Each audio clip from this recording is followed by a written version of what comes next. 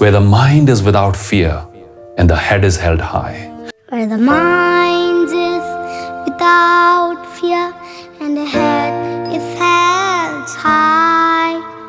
Tagore, the greatest mystic poet of all times, shares his unique vision of an ideal nation in this poem. Definitely in his vision, such a nation is nothing less than a heaven filled with freedom. This is one of the songs which has captivated millions on this globe with its persuasive power and universal appeal. The vision shared here is very original and much more creative than any other world vision. It not only shares the dream of a great poet, but also delineates a great nation's profound glory for which we all should strive for and are responsible as well, as the unique citizens of this motherland, our motherland, India.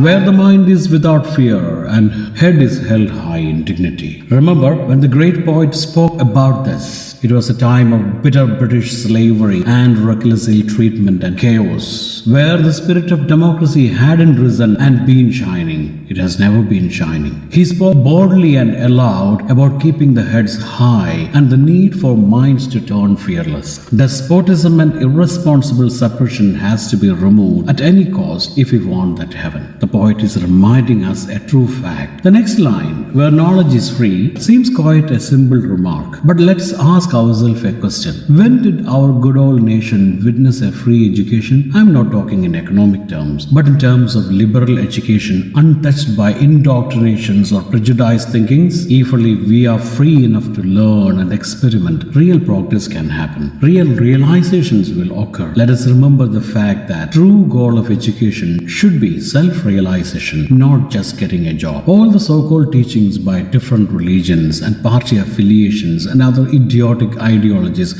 have imprisoned and chained human intellect and spirit. The humanity has been split to 1,000 fragments, the poet here says, in the name of religion, caste and creed, and also in terms of language. The very religions which should teach us the universality of God and common brotherhood of humans has not only always split us apart, but also strangled us and mercilessly created bloodshed and calamities with their fanatical approaches.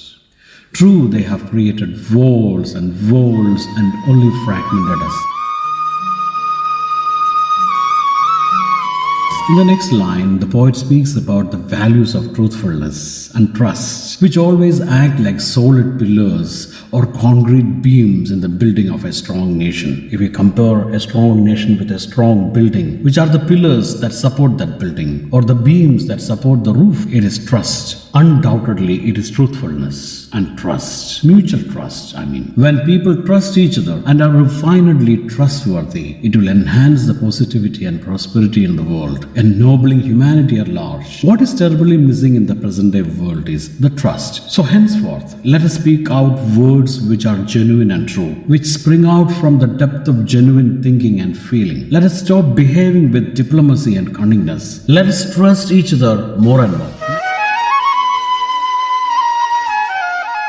Next, Tagore wants to see the human population striving for excellence in all fields. None should remain idle and self-contented. Instead, all should strive towards perfection and precision in their domains. In their work domains. The imagery of strivings or efforts stretching their arms is one of the best creations in the poetic world. The abstraction is quite similar to a surreal imagery.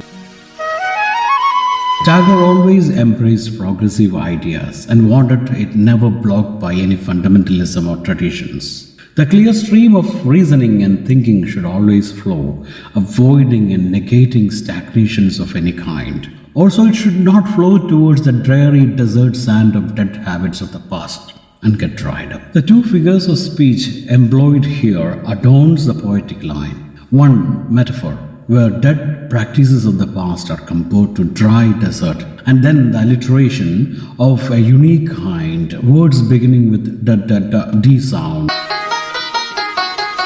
Tagore ends the poem saying that, or praying to God that, "O Father, may you be our guardian. Let all our minds be awakened and guided by Thee, by You." The last lines of the poem make a special note of the need for widening people's horizon of thoughts and action perpetually. May this world be blessed with more number of broad-minded people who think and act with wide visions of truth and love, not with narrowed, blurred eyesight or with the blindness of egoism and petty selfishness and small considerations. Yes, this great call to wake up this world, this great call to wake up the nation and its people should not be ignored. We should not ignore it if we are to constitute a great nation. Jai Hind. Happy Independence Day to all proud Indians who cherish the eternal values of truth, goodness and beauty. Thank you. Into that heaven of freedom, my father let my country awake. ऊंचा हो शीश जहां भारत को सी स्वर्ग में तुम जागृत करो, जागृत करो, जागृत करो. When the mind is without fear and the head is held high, into that heaven of freedom, my father led my country away.